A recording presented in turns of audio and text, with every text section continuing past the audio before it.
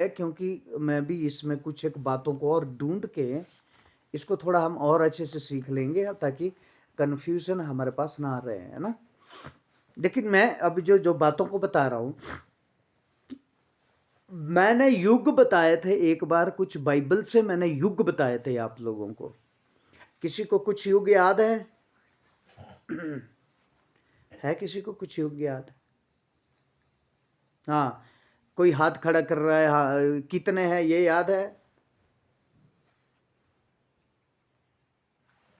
Okay, वो युग master क्या जी, क्या? हाँ, 5 है। वो युग क्या क्या थे मालूम है? ज्ञानता का युग, अनुग्रह का युग, व्यवस्था का युग, वायदे का युग।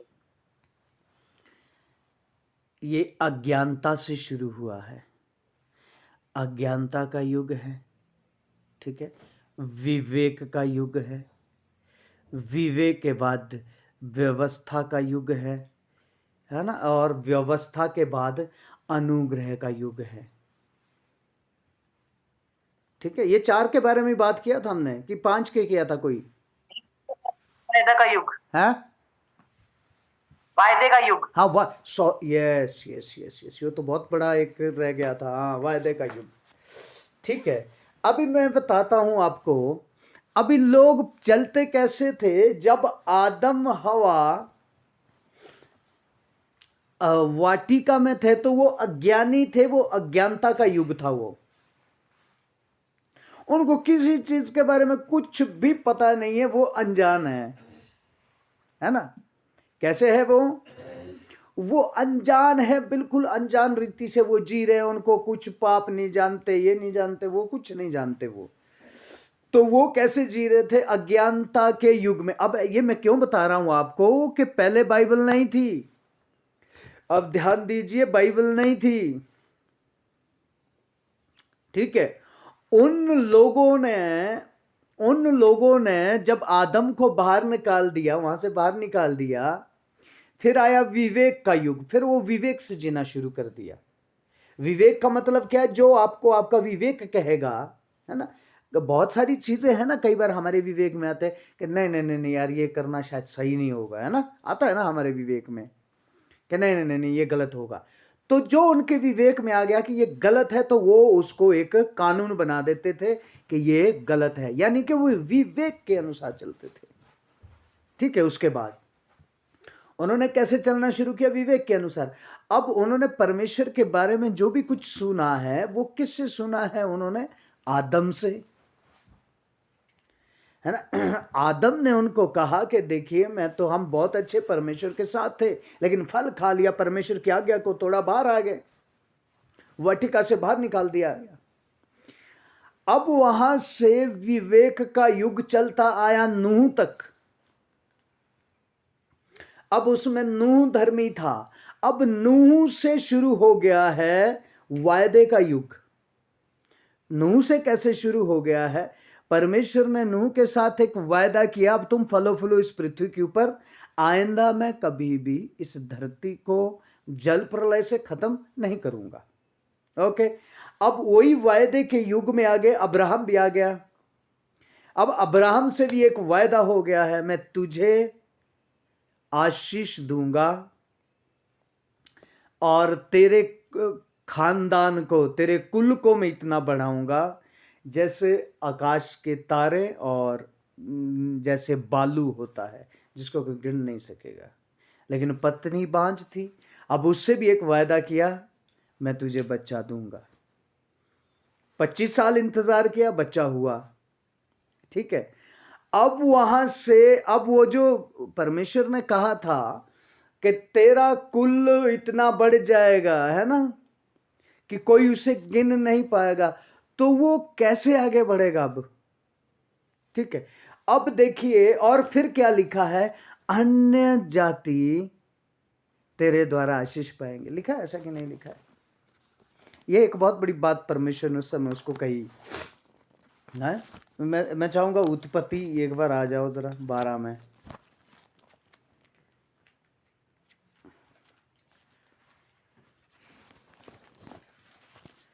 हाँ, उसकी एक एक आयत पढ़ो। यहोवा ने अब्राहम से कहा, अपने देश और अपनी जन्मभूमि और अपने पिता के घर को छोड़कर उस देश में चला जा जो मैं तुझे दिखाऊंगा, आगे। और मैं तुझसे एक बड़ी जाति बनाऊंगा और तुझे आशीष दूंगा और तेरा नाम बड़ा करूंगा और तू आशीष का मूल होगा। अभी क्या बोला है? तू क्या होगा? आशीष का मूल होगा। ओके। और अब ठीक है, अभी इसकी आयत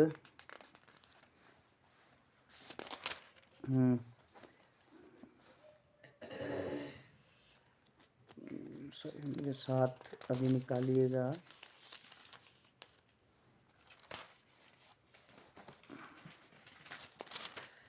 उत्पत्ति उसका 21 अध्याय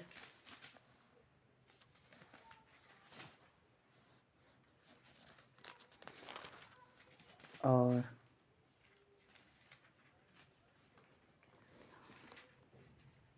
ओके, रुकी हाँ ठीक है, 22 अध्याय उसकी 16 आयत पढ़ो।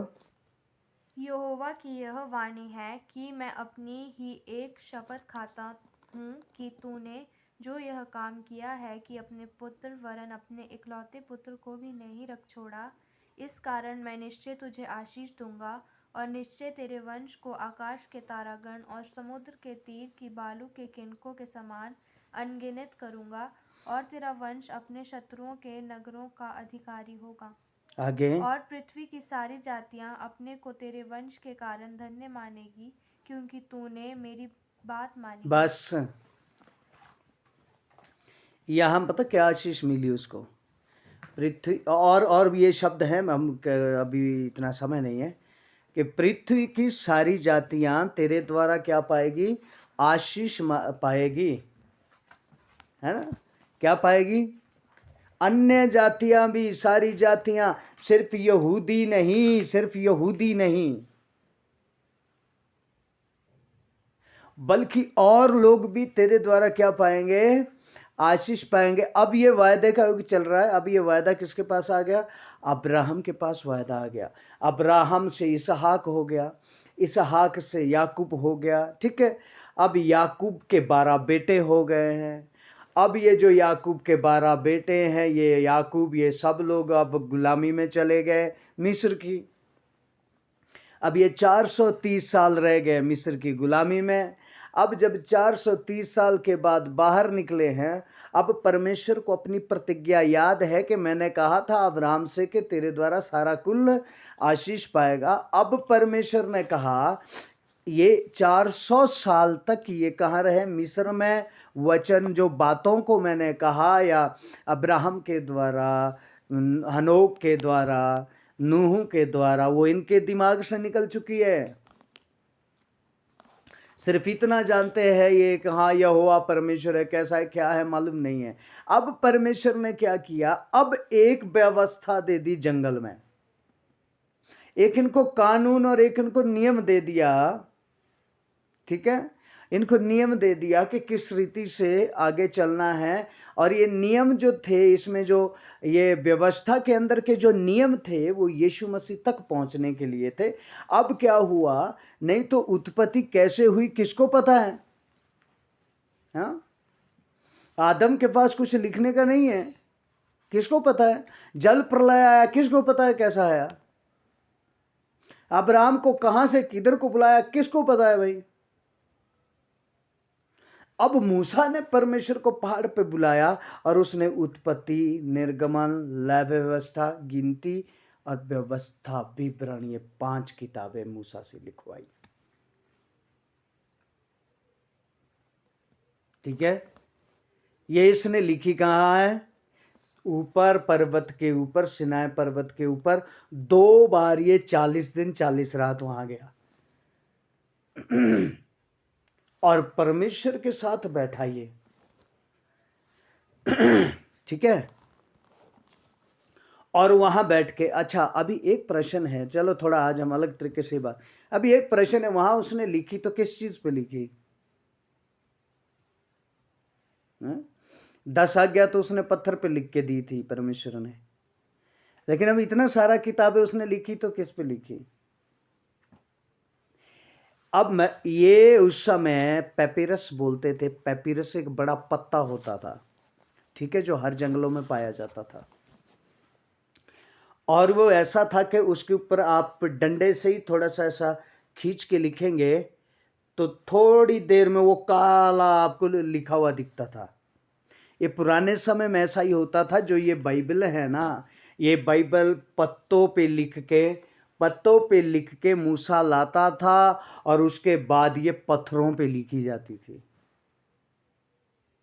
और पत्थरों पे लिखी जाती थी। फिर इन लोगों ने, परमेश्वर ने इनको बुद्धि दी, फिर इन्होंने क्या किया, जैसे ये बलिदान वगैरह करते थे, जो उसका चमड़ा होता था, उस चमड़े को पेड़ों से वो छिलके निकाल के उनको कूट के उसके साथ उस चमड़े पे लगाते थे, ताकि वो चमड़ा थोड़ा सॉफ्ट रहे, सुकड़ नहीं जाए।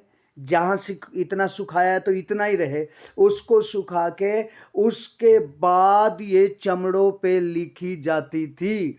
ये जो व्यवस्था, ये जो 5 किताबें हैं ना, ये चमड़े पे लिखी हुई थी। बाद में ये पत्थरों में भी मिलेगी, ये चमड़ों में भी मिलेगी। बहुत मेहनत किया हुआ है इसको लिखने के लिए। अब तो टाइप आ गया ना, कागज बन गए, फटाफट 2 मिनट में टाइप हो जाता है। अरे इन्होंने बड़ा मेहनत किया है, छीणियां बना बना के पत्थरों में भी लिखी है। पत्थरों के बाद, क्योंकि पत्थरों पे लिखी गई तो खत्म नहीं होगी, उसके बाद उन्होंने चमड़े पे उतारी इसको, ठीक है। फिर चमड़े पे उतारी तो फिर ये आज के हिसाब से जैसे ये 66 पुस्तकें हैं, तो इसके लिए एक बड़ा पूरा कमरा चाहिए, या एक कमरे में भी नहीं आएगी बाइबल, शायद 2 कमरे में आएगी, यदि आज भी चमड़े में लिखी होती तो। इधर उधर ले जानी होती तो ट्रकों में ले जानी पड़नी थी। ठीक है। और ये बाद में जाके ये कागज, इसके पीछे बड़ी सारी, बहुत सारी हिस्ट्रियां हैं, ठीक है, उसमें तो हम इतना जा नहीं सकते। अभी यहाँ परमेश्वर ने क्या कहा कि मैं तुम्हें, तेरे द्वारा सारी जातियां आशीष पाएगी। बोला मालूम कब बोला है? जब ये अब्राहम ने अपना बेटा दे दिया परमेश्वर को। इसके पीछे कहने का मतलब क्या था कि तूने बेटा दिया, अब मैं भी बेटा दे दूंगा। इसीलिए गलातियों 3:14 में लिखा है, अब्राहम की आशीष यीशु मसीह के द्वारा हम अन्य जातियों तक पहुंची। क्लियर हो रहा है ये बात? क्लियर हो रही है ये बातें, है ना? तो अब जितना कुछ ये 5 किताब लिखी हुई है ना, इसको व्यवस्था ही बोला जाता है, ठीक है, इसको ध्यान देना। अभी इसको व्यवस्था ही बोला जाता है। लेकिन जब हम कहते यीशु मसीह ने कहा मैं खत्म करने नहीं आया, व्यवस्था को पूरा करने आया, तो पूरा करने का मतलब अब ये नहीं है कि अब ये सारे वचन खत्म हो गए, नहीं। अब व्यवस्था में पूरा क्या करना था? अभी देखो, बड़ा ध्यान से सुनना। अब यीशु मसीह ने व्यवस्था में पूरा मालूम क्या करना था? नंबर 1, ये एस ट्रिपल एस कौन है? एस कौन है? ये थोड़ा माइक बंद करे।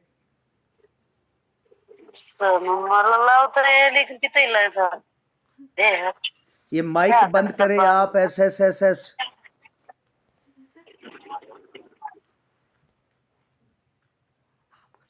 हो गया। ओके, क्लियर हो रहा है ना? है ना? थोड़ा तो समझ आ रहा है। अब व्यवस्था में देखो, अब इसमें व्यवस्था में पूरा करना क्या था यीशु मसीह ने, किस चीज को पूरा करने के लिए? लेकिन यदि हम व्यवस्था की बातों को देखें तो यीशु मसीह ने सारी बातों को पूरा किया। अब देखो, प्रभु तेरा धन्यवाद, ठीक है, इसमें से हम आने वाले दिनों में एक स्टडी बनाएंगे ताकि हम कंफ्यूज ना रहे इसमें, है ना? एक हम शिक्षा शुरू करेंगे इसके ऊपर। नंबर 1 पूरा देखो यीशु मसीह ने किया क्या है। यदि हम उत्पत्ति से लेकर देखें, ओके,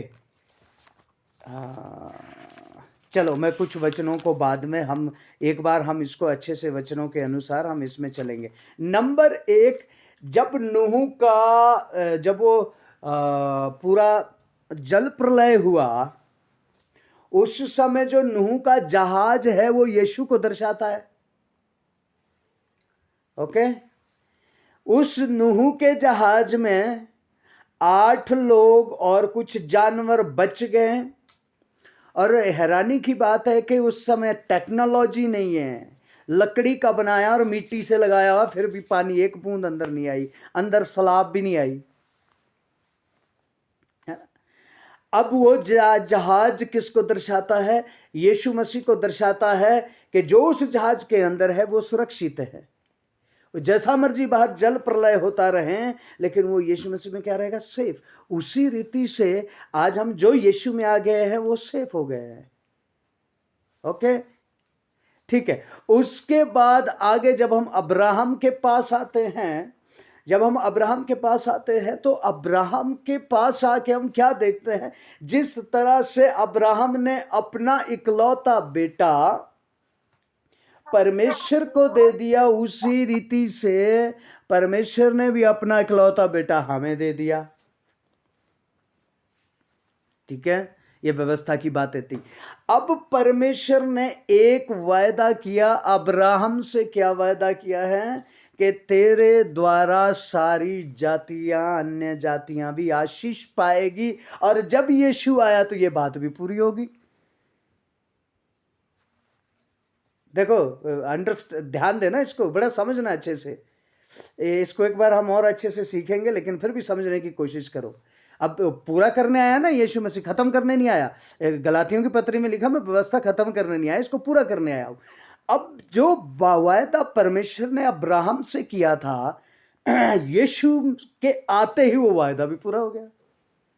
पूरा हुआ कि नहीं? है ना? हो गया ना पूरा? Okay, hallelujah. अभी क्या हो गया है? अब इस्राएली लोग वहां से निकल के आ रहे हैं। ये कहां के लिए निकल के आ रहे हैं? मिस्र के, इस्राएल के देश के लिए निकल के आ रहे हैं। कहां से? मिस्र से निकल के आ रहे हैं। मैं शॉर्ट में जाऊंगा, समय हमारे पास 10 मिनट बच गए सिर्फ। वहां के लिए जब निकल के आ रहे हैं, उस समय जो चट्टान है, चट्टान से पानी आ रहा है, वो यीशु है। आग का खंबा, बादल का खंबा, ये कौन है? ये यीशु है। उस समय तो वाकई उनको बादल दिखा, वाकई उनको आग दिखी, लेकिन आज वो बादल और आग कैसे हैं? पवित्र आत्मा, यीशु मसीह आग पवित्र आत्मा की जरिए हमारे बीच में। पवित्र आत्मा को क्या कहा जाता है? एक ऐसी आग है जो सारे पापों को जला देती है। ठीक है, और उसका अनुग्रह बादल की तरह हमारे ऊपर है। इसमें गहरी गहरी बातों को हम सीखेंगे बाद में।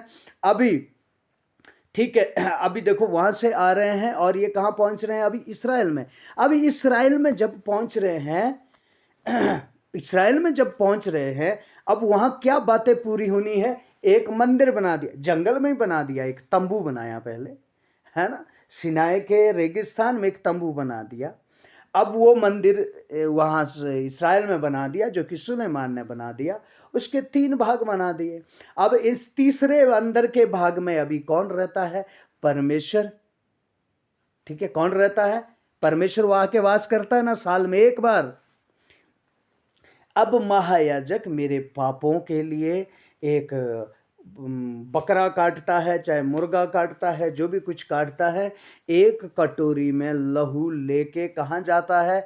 अति पवित्र स्थान में, परमेश्वर के सामने। तब जाके मेरे पाप क्षमा होते हैं। इस बात में हमें ये बड़ी साधारण सी बात लगती है कि लहू लेके वो अंदर जाता। ये साधारण नहीं, इस बात में बहुत बड़ी गहराई है। लहू जो अंदर जाता था, पाप बहुत ज्यादा घिनौना है, बहुत ज्यादा खतरनाक है पाप, जो कि क्षमा बिना लहू से हो ही नहीं सकता। और चीजें माफी देने से माफ हो सकती है, पाप माफी देने से माफ हो ही नहीं सकता। ये बिना लहू से, ये ऐसा दाग है जो बिना लहू से ये जा ही नहीं सकता। मेरे ये वाइट पहना है ना मैंने, इस पे मेरी मिट्टी गिर जाएगी, मैं थोड़ा सा ऐसे झाड़ के ये निकल जाएगा, है ना, निकल जाएगा इसमें। लेकिन मान लीजिए इसमें कोई स्याही का दाग लग गया या कोई खून का दाग लग गया है ना, कई बार कट जाते हम, दाग लग गया, वो झाड़ने से कभी नहीं जाएगा, बल्कि वाइट से तो उसको निकालना ही बड़ा मुश्किल हो जाएगा। लॉन्ड्री वाले एक अलग उसके लिए लिक्विड यूज करते हैं, और वो भी यदि कपड़ा कमजोर है तो उसका कलर कुलर खत्म, कपड़े को ही जला देगा। वो बहुत कुछ यूज करके तब जाके वो वैसा ही पाप है, ठीक है, बिना लहू से निकलता है। अब ठीक है, हम जल्दी जाएंगे। अभी क्या होता है, अति पवित्र स्थान में पाप के लिए लहू लेके जाता है महायाजक, ठीक है, उस मंदिर के अंदर। अब देखो, अब प्रतिज्ञाएं सारी पूरी हो गई, अभी बहुत सारी प्रतिज्ञाएं हैं, जब हम सीखेंगे अच्छे से। अब्राहम से लेकर, जो भी उत्पत्ति से लेकर जितनी सारी प्रतिज्ञा है, यीशु के आते ही वो पूरी हो गई, है ना। भविष्यवाणियां पूरी हो गई, क्लियर। भविष्यवाणियां भी क्या हो गई, यशायाह यीशु के बारे में भविष्यवाणी करता, पूरी हो गई, हुई कि नहीं है। जितने लोग यीशु के बारे में भविष्यवाणी करे वो आएगा, है ना। यहां सैमुएल में भी लिखा है दाऊद के बारे में, यीशे के ठूंठ से एक डाली निकलेगी, वो आ गया, वो निकल गई, हो गया, वो भी पूरा हो गया। अब आइंदा और कोई डाली निकलने वाली नहीं है, ठीक है। फिर एक शब्द वहां लिखा है, ये यहूदा के पास राजदंड तब तक रहेगा, उत्पत्ति जब हम 38 या 39 अध्याय में है, ये राजदंड यहूदा के पास तब तक रहेगा जब तक शीलो ना आए। शीलो ना आए का मतलब यीशु मसीह ना आए, और यीशु मसीह के आते ही वो भी पूरा हो गया, ओके, वो भी पूरा हो गया। अब लास्ट एक चीज पूरा करने के लिए रही है, वो जो मंदिर में लहू जाता है। अब यीशु सूली पे लटक गया, है ना, और उसने अपने लहू को बहा दिया, और वो लहू का कटोरा लेके कहां चला गया, सीधा परमेश्वर के पास, और कहा अब से कोई बलिदान नहीं। अब मैंने इस पूरी पृथ्वी के पापों के लिए अपना लहू बहा दिया, आज से कोई भी बलिदान नहीं होगा। ये काम भी यीशु मसीह ने पूरा किया। समझ आ रही है अभी बातें ये। और फिर क्या कहा, अब से मंदिर ये नहीं, अब से मंदिर ये है। अरे भैया, जब मंदिर ये है तो ना तो इसमें बलिदान की जरूरत है, ना इसमें महायाजक की जरूरत है, ना इसमें पर्व मनाने की जरूरत है, ना ही तो इसमें कुछ और करने की जरूरत है, क्योंकि वो सब कुछ यीशु मसीह ने अपने में क्या कर दिया है, पूरा। इसलिए तो यीशु मसीह के जब हम 7 शब्द है, जब उस कलवरी क्रूस पे चढ़ाया जाता है, 7 शब्द है, लास्ट में एक शब्द कहता है यीशु, सब कुछ पूरा हुआ। कहता है ना, सब कुछ पूरा हुआ। अब गलातियों में लिखा है कि अब जो व्यवस्था पे चलता है वो पापी है। व्यवस्था पे चलने का मतलब क्या है, जो आज भी वेदी बनाता है, बलिदान करता है, खतना करता है, ठीक है, दंडवत करता है, अपने लिए मूर्तियां बनाता है, अपने लिए मंदिर बनाता है, वो स्वर्ग के राज्य में नहीं जाएगा भैया। यीशु मसीह ने ये सब कुछ पूरा कर दिया है। कुछ समझ आया? कुछ एक बातें समझ आई? हाँ, तो ये क्या क्या हम बीच में ये कोशिश करेंगे कि हम और इन बातों को और अच्छे से हम सीखें, है ना।